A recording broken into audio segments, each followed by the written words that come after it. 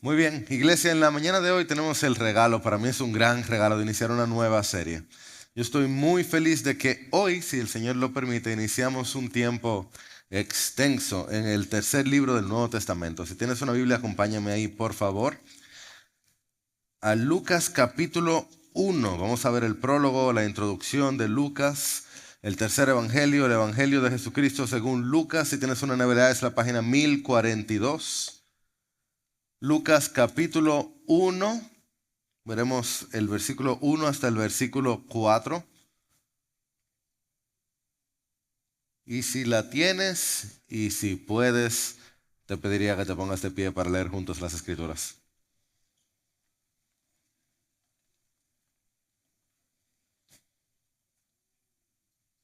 Escucha esto. Ahora vamos a leer en español, vamos a hablar en español.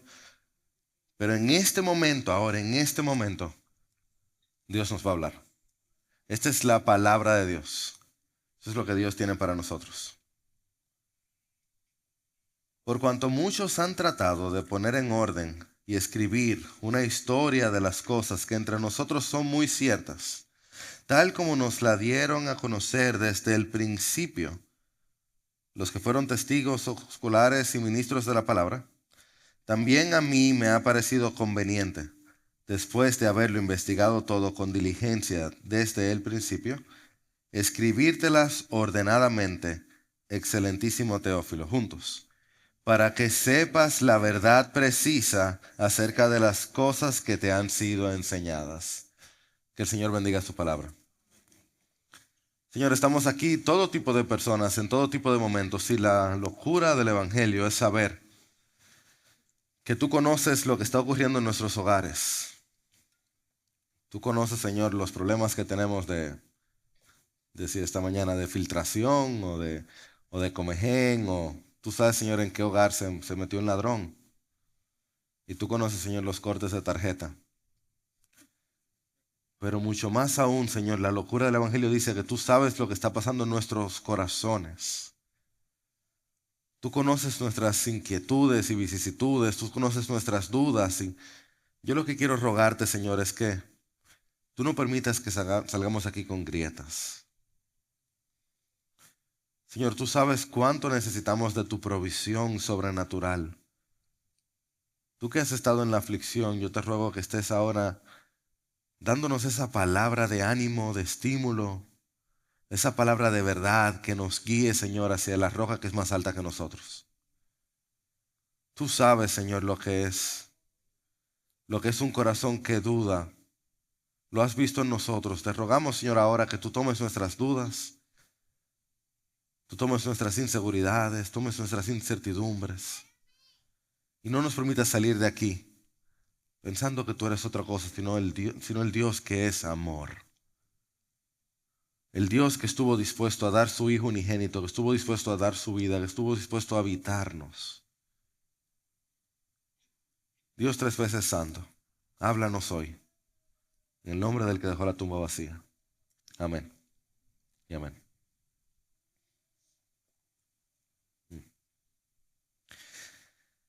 El cristianismo, si es falso, no es de ninguna importancia. Y si es verdadero, es de importancia infinita. Lo que no puede ser es de importancia moderada. Esas palabras son de C.S. Lewis y yo creo que muestran bien qué es lo que está en el corazón de Lucas en esa introducción y en todo su libro. Lucas, como veremos, es un hombre investigador, es un hombre interesado por la verdad, y en estas primeras líneas de su relato, él deja bien en claro que él se lo está tomando bien en serio. Que para él lo que vendría no era algo ligero.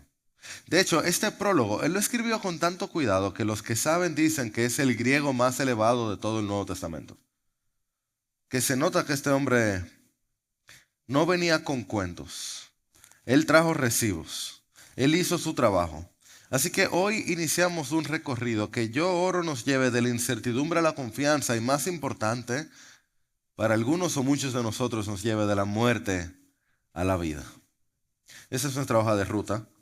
Vamos a ver 3 puntos sencillos. Primero, que Lucas creyó. Lucas creyó. Segundo, que Lucas investigó. Y tercero, que Lucas quería que tú creyeras. Lucas creyó, Lucas investigó y Lucas quería que tú creyeras.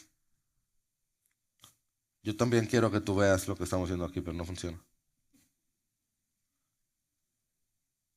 Perdónenme.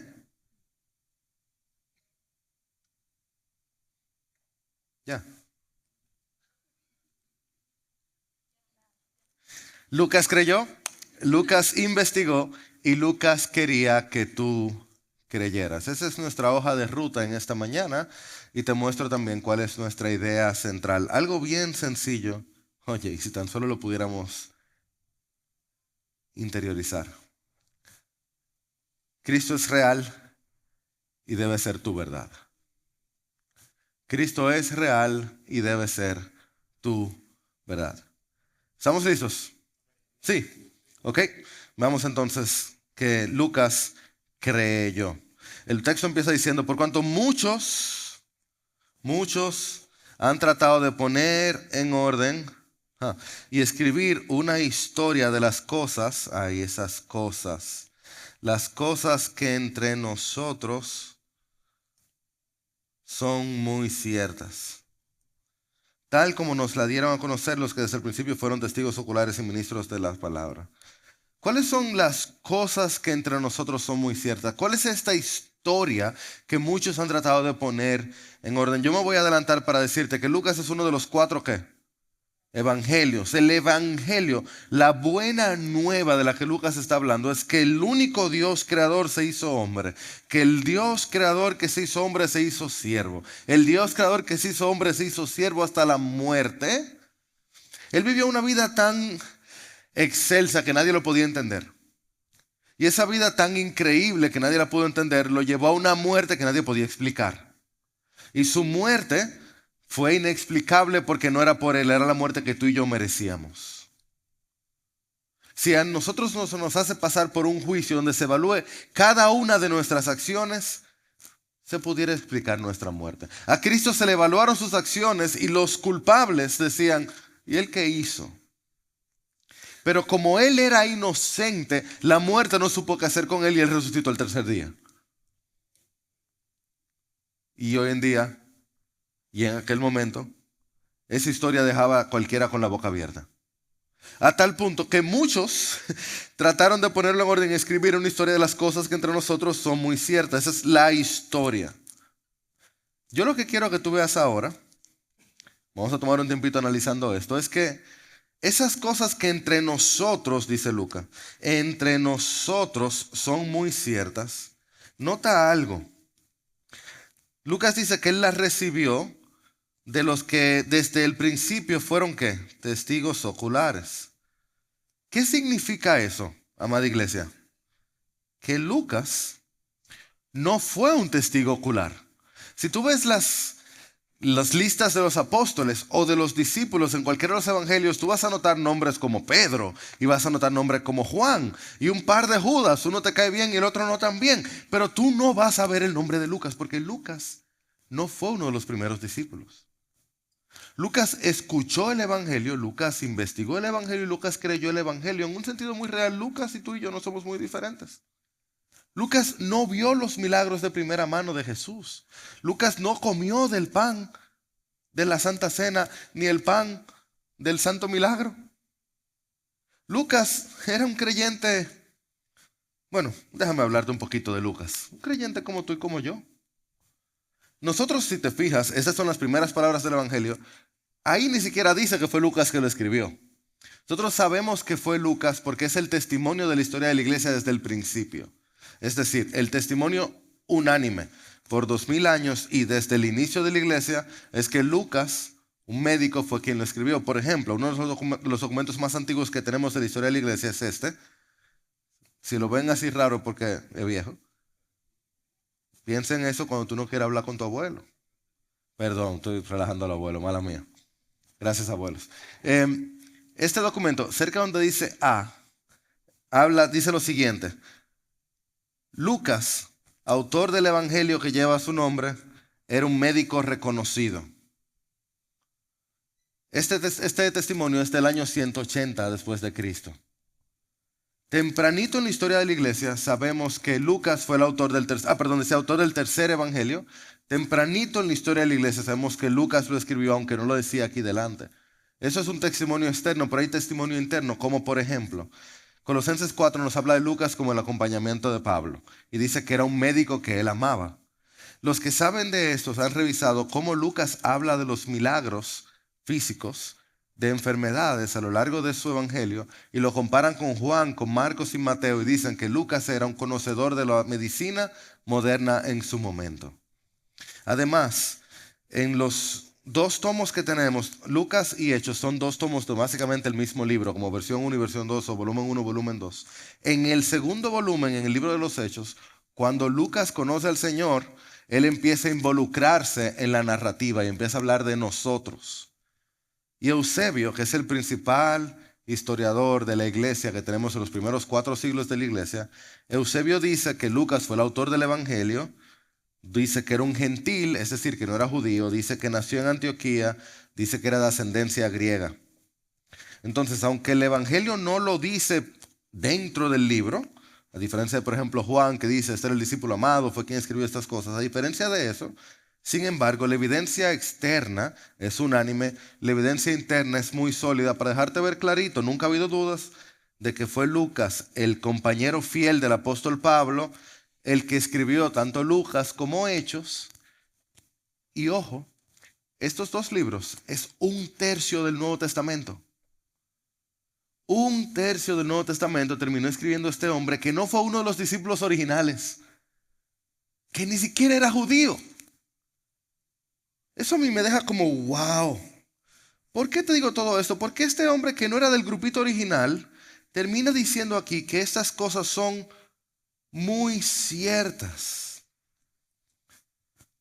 Lucas, que era médico, una profesión que en aquel momento como ahora era una profesión muy reconocida, está ahora dejando su profesión lejos en Antioquía, allá, en el mundo griego bien reconocido, y está sacando años de su vida. Esto se ha calculado en más de $1 millón de gastos en producción y tiempo para ponerse a investigar la vida de un criminal, de un hombre de Belén, de Nazaret, que murió crucificado, la peor de las condenas. ¿Qué lógica tiene eso? ¿Qué sentido hace que un doctor lo deje todo para irse a un hoyito del mundo a investigarlo? El mismo sentido que tú hayas sacado domingo en la mañana para leer de un tipo que se llama Lucas. No hace sentido sino porque esas cosas son muy ciertas. Lucas escuchó la historia, estaba convencido de la historia, de que el Dios verdadero bajó del Olimpo y caminó entre la hierba. Y se arrodilló en la arena. Y sangró hasta que se le acabó la sangre y botó agua. Lucas escuchó la historia de que era posible tener paz con Dios y paz en su corazón. Lucas escuchó que la paz era real, que no era filosofía, era realidad. Y Lucas lo encontró en la cruz del Calvario. Y yo creo que alguien más aquí ha encontrado eso también. Y una vez tú escuchas eso, lo escuchas con el corazón, tú tienes fe. ¿Alguien tiene fe? Lo que la fe busca entender. La fe busca entender. Unos amigos siempre me dicen una frase clásica: confía, pero verifica. Así que Lucas confió y Lucas investigó. Lucas creyó y Lucas investigó. Y a mí me da tanto ánimo eso, iglesia. Te lo digo con el corazón en la mano, porque yo soy una persona naturalmente curiosa. Yo soy una persona naturalmente curiosa. Dios me creó como alguien que le gusta conocer, investigar, preguntar. Yo soy de los que preguntan por qué eso es así. ¿Y eso qué significa? De los que le gusta leer y saber por qué las cosas son como son. A la vez, yo por lo que quiero ser conocido es por ser un hombre de fe. Yo quisiera que esta sea una iglesia llena de hombres y mujeres que le creen a Dios y que creen en Dios. Que están dispuestos a que si Dios dice tírate, se tiran. ¿Alguien dice amén? Lo bueno es que esas dos cosas no son antónimas. A pesar de lo que nos han dicho, no son enemigas. La fe y la investigación no son contrarias. Míralo como lo dice la Escritura.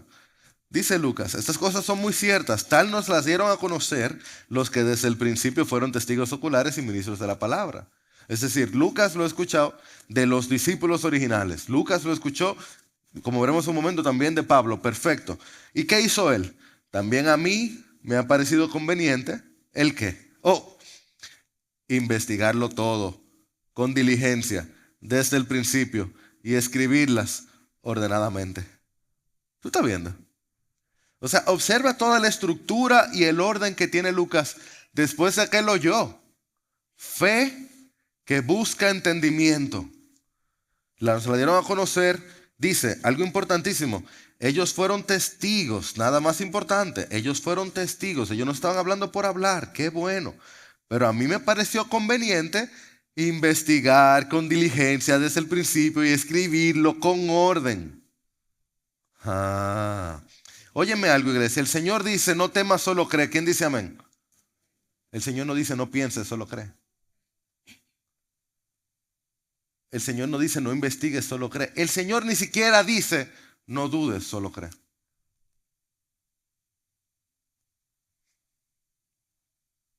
La fe no le tiene miedo a nuestras preguntas. La fe no le tiene miedo a nuestra investigación. Es la oscuridad que le teme a la luz, no la verdad. La verdad se goza en la luz. Donde no se puede preguntar, ahí no es. Lucas cree en Cristo. Lucas cree en los testigos oculares. Pero Lucas no vio a Cristo con sus ojos. Lucas es un convertido. Con toda probabilidad es un convertido del ministerio de Pablo. Lucas ya recibió el mensaje del Evangelio y lo cree en su corazón. Lucas ha leído otros escritos. Lucas ha leído otros recuentos acerca de la vida de Cristo con toda probabilidad, con toda seguridad. Lucas leyó ya el Evangelio de Marcos.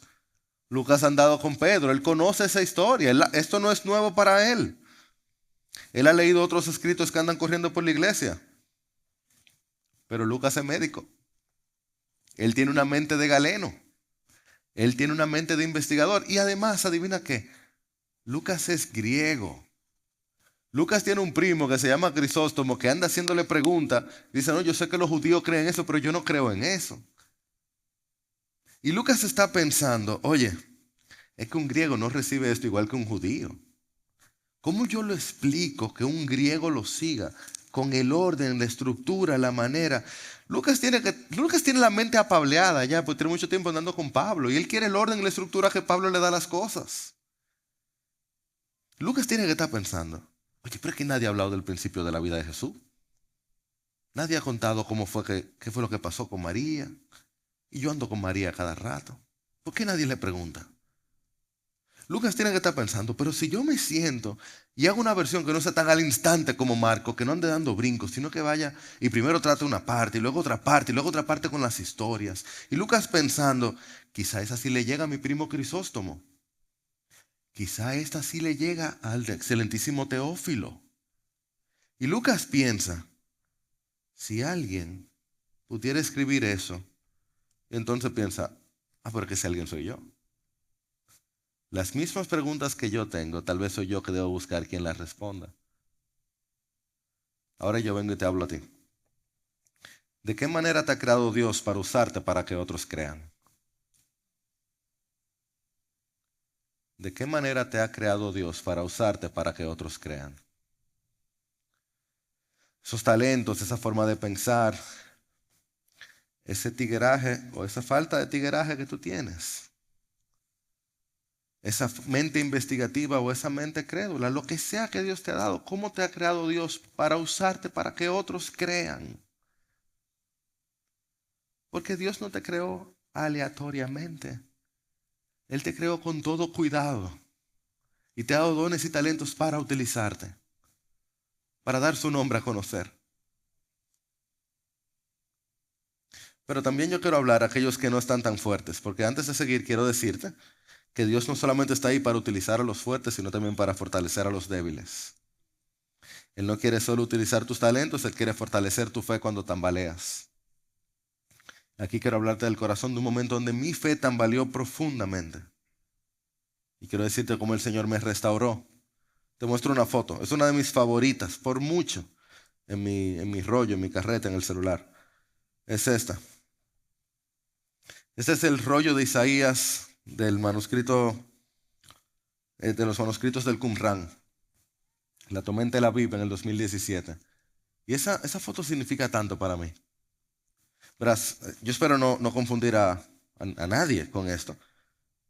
Pero hubo un momento en mi vida donde yo me enteré que nosotros no tenemos los manuscritos originales de la Biblia. Y cuando yo me enteré, eso causó un profundo sacudión en mi vida. Toda mi vida, todo lo que yo soy se basa en la palabra de Dios. O yo trato que así sea, quiere el Señor que así sea. Y cuando yo me enteré de que yo no tengo las palabras textuales que Pablo escribió, el manuscrito de lo que escribió Pablo, o el manuscrito de lo que escribió Pedro, el manuscrito de lo que escribió Samuel, o el manuscrito de lo que escribió Isaías, porque entonces empieza la mente. Pero entonces alguien le agregó y alguien le quitó. Y seguro entre lo que uno y otro, alguien empieza y lo cambia y tergiversaron la palabra de Dios. Y yo empecé a olvidar las palabras de nuestro Señor que dijo que se seca la hierba y se marchita la flor, pero la palabra del Dios no se permanece para siempre. Y yo empecé a dudar. Y por supuesto, yo no hice la labor correcta, porque poca ciencia aleja de Dios, mucha ciencia acerca a Dios. Si yo hubiera investigado de inmediato, yo hubiera estado más tranquilo, pero en el momento yo empecé a dudar. Por la gracia de Dios, yo regresé, decidí volver a confiar en el Señor, recordé su palabra. Y también por la gracia de Dios me puse a investigar y me di cuenta que mi fe estaba basada en la evidencia también. Una de las cosas que nos lleva a recordar que podemos confiar en el Señor son los manuscritos del Mar Muerto. Isaías se escribe más o menos 9 siglos antes de Cristo. 8 siglos antes de Cristo. Pero las copias más antiguas que teníamos eran del siglo X después de Cristo. Ahí hay unos 17, 18 siglos de silencio que uno piensa, ¿cuánta cosa no habrán agregado ahí? Le agregaron un versículo, le quitaron otro, cambiaron cosas. Y es el tipo de cosas que se te meten en la cabeza. Pero así tienen que buscar esa historia. De manera aleatoria. No le puedo hacer la historia, no tengo tiempo. Búsquenla. Aparecieron unos manuscritos en una cueva en Qumran, cerca del Mar Muerto. Unos manuscritos que no tenían ninguna razón para sobrevivir. La naturaleza guardó unos manuscritos de miles de años atrás. Y una de las cosas que se encontraron, unas copias que se encontraron, unos pergaminos, fue un rollo del libro de Isaías completito que tenía ahí 2000 años guardadito, completito el rollo. Y de pronto teníamos un rollo de Isaías de un siglo antes de Cristo. O sea, más de 1000 años atrás del más antiguo que teníamos. Y cuando con todo, imagínate algo que tiene 1000 años guardado. Eso es como las mujeres cuando se ponen una máscara que tú no se la puedes quitar. Dale 1000 años con una máscara así puesta. Cuando con todo el cuidado del mundo se abre el rollo y se investiga lo que tiene adentro y se compara con lo que tenemos hoy, adivina qué encontramos. Que se seca la hierba y se marchita la flor, pero la palabra del Dios nuestro permanece para siempre. Que nuestra fe sigue siendo firme. Y yo estoy de lo más, claro, eso lo supe después, ¿verdad? De lo más tranquilo con mi esposa y estamos en el museo en Tel Aviv y por coincidencia en ese momento estaba mostrando el manuscrito del Mar Muerto, el rollo de Isaías completo.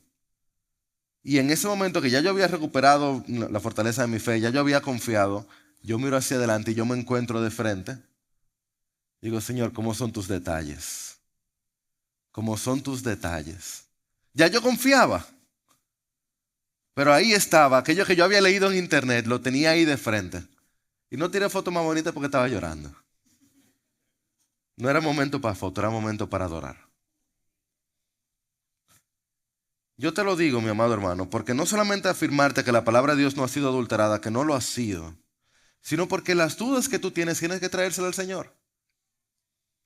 Y las incertidumbres y los pensamientos y esos momentos donde tú no estás muy claro, tienes que traérselo al Señor. No puedes esconderlo.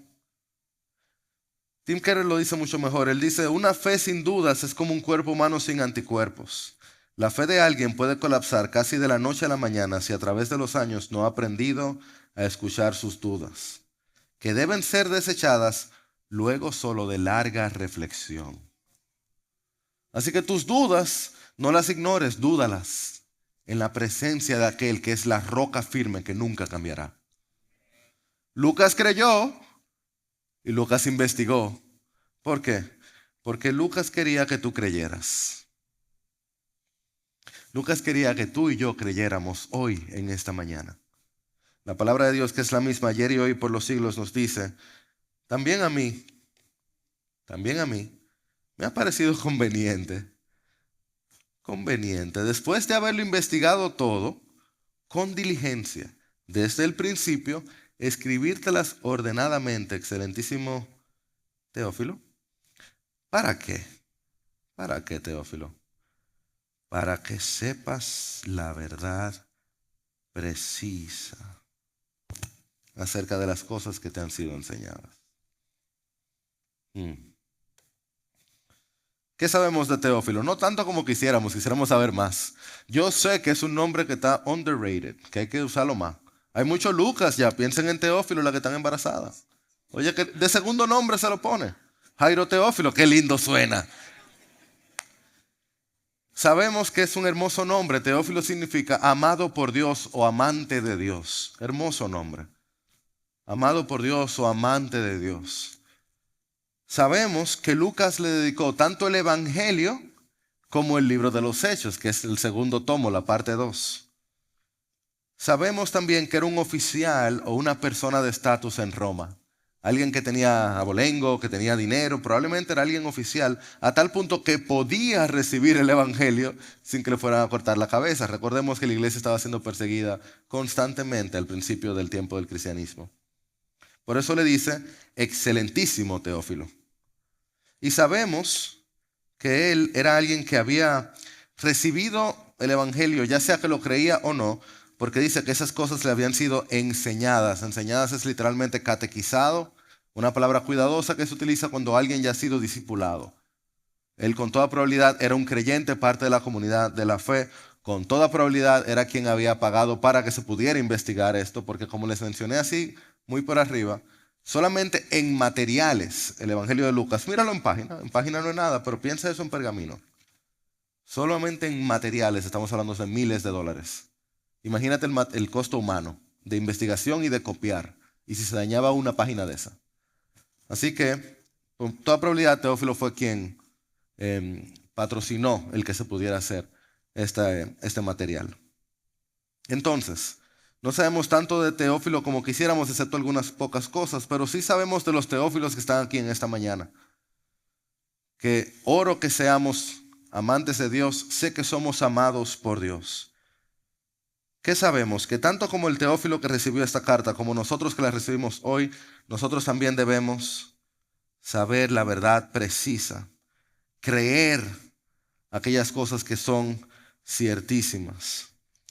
Que Lucas, el médico galeno sirio, Lucas hizo sus investigaciones y en efecto, él que estaba cerca de lo que había ocurrido 20, 30, 40 años después de la muerte y resurrección de Cristo, él dice, es que esto es verdad.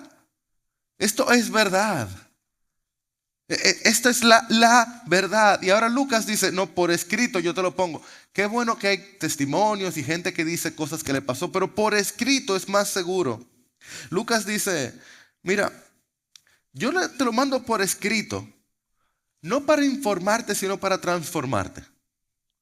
Porque esta historia de la que estamos hablando y de la que estaremos hablando por los próximos meses y años, esta historia no es para añadir a tu cerebro, sino para colgar tu alma.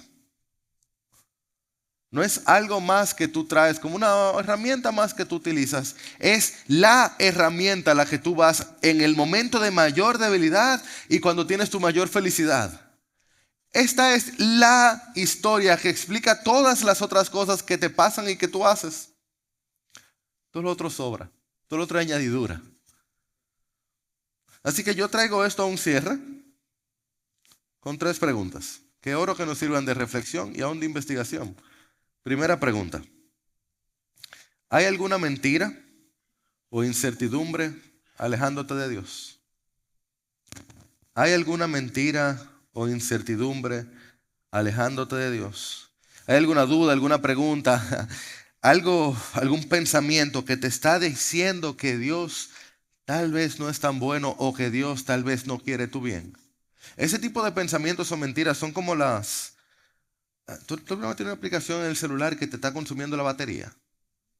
O en la computadora que te pone la máquina lenta.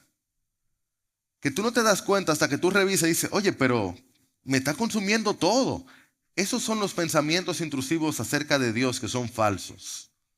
Esas son las dudas que uno tiene, que tú dices, yo lo dejo ahí detrás y tú no tratas con eso. Cuando no tratas con eso, con el tiempo te consumen toda tu pasión, todo tu anhelo, todo tu gozo. Así que yo te digo, Dios no le tiene miedo a tus preguntas. La verdad no le tiene miedo a la luz. Lo que tienes que hacer es traerlo delante de Él, probablemente en la presencia de alguien más. Decirle, mira, yo estoy dudando sobre esto. Yo no sé qué hacer con esto. Ayúdame a pensar esto delante de Dios, en reverencia y fe. Dice, yo le creo. Dios, ayúdame en mi incredulidad. Segunda pregunta: ¿a quién estás transmitiendo la historia de Cristo? ¿A quién estás transmitiendo la historia de Cristo? Yo decía en el primer servicio que yo estaba en cumpleaños el otro día y un amigo que amo, alguien de la iglesia, que no voy a decir su nombre esta vez, en el cumpleaños nos pasamos 1 hora, él contando los mismos cuentos de cuando él era chiquito. Y lo contaba y uno se reía y se reía. Y nos pasa en cada cumpleaños, porque son tan buenos los cuentos. Y él lo repite y lo repite y cada vez yo lo oigo como que es la primera vez, porque son buenos los cuentos. ¿Te ha pasado eso? Y tú vuelves y lo oyes y vuelves y te ríes, porque es que las historias buenas siempre hay que contarlas. Y volver a contarlas. Y volver a contarlas. No hay mejor historia que el Hijo de Dios ha venido a salvarte. Eso es para reírse con la muela de atrás. Eso es para regocijarse para siempre. Eso es para contarlo en cada cumpleaños, mi hermano, mi hermana. Mira, si tú estás aquí hoy es porque alguien te contó la buena nueva de salvación. Amén. ¿Hay alguien aquí hoy porque tú se lo has contado? Si hay una silla vacía cerca de ti, falta que tú se lo cuentes a alguien. Falta que tú se lo cuentes a alguien. No hay una mejor historia que esa. Ve y díselo a alguien más. Lo cual me lleva al tercer y última pregunta. ¿Es Jesús el centro de tu historia? ¿Es Jesús el centro de tu historia? Si Jesús era un falso, si esto es un cuento, no importa para nada. Señores, hay mejores cosas que hacer un domingo en la mañana. Vivimos siempre a 1 hora de una buena playa, mi gente. No perdamos el tiempo viniendo a la iglesia.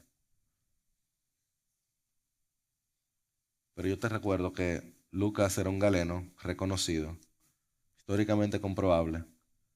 Y cuando él escuchó de Jesús, él fue a investigar. Y lo dejó todo por seguirle. Estamos aquí hablando de un tal Teófilo. Estamos aquí hablando de un tal Lucas.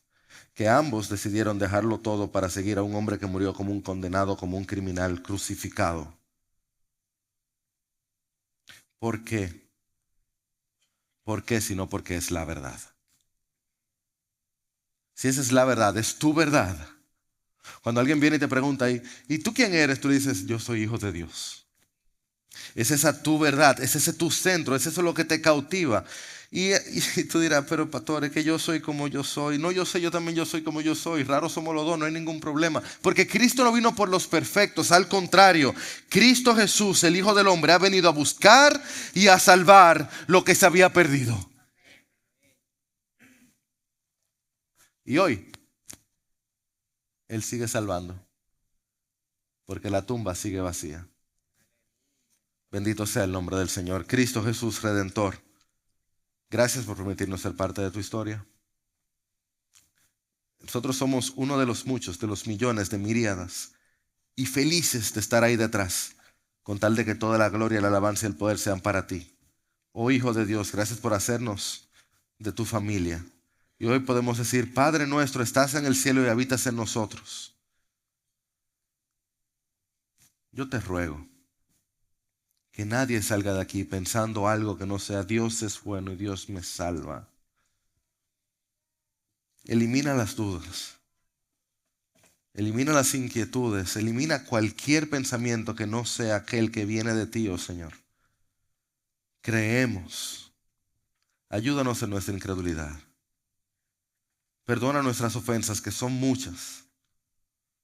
Perdona nuestras ofensas, perdona nuestros pecados. Y ayúdanos, Señor, a perdonar a los que nos ofenden. Porque tuyo es el reino y el poder y la alabanza para siempre. Amén y amén.